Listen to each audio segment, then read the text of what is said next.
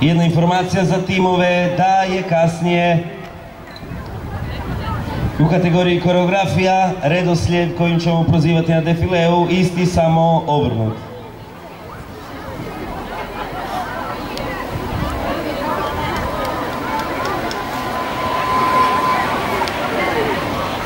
Dobili smo dozvolu da nastavimo dalje sa rednim brojem 3, umaške mažoretkinje.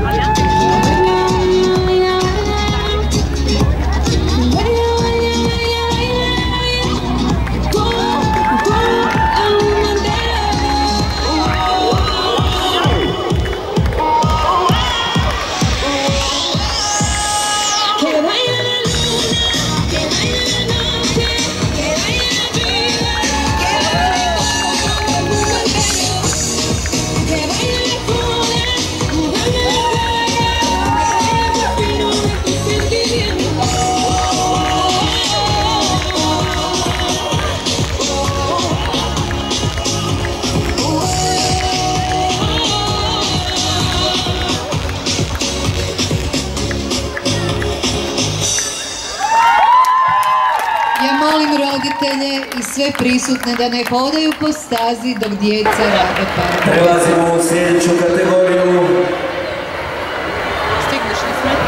Velike formacije, štab kadeti.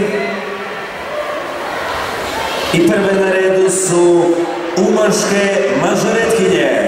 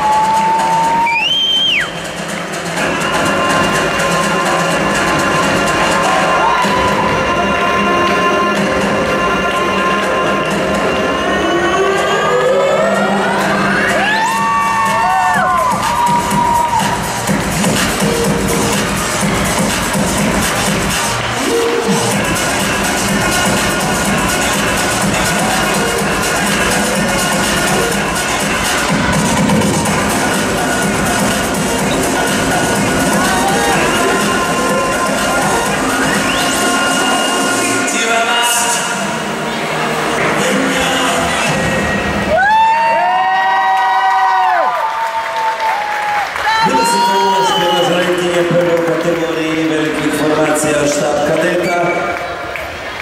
Sljedeći tim nam dolazi iz Višnjana mažoretkinje Višnjan.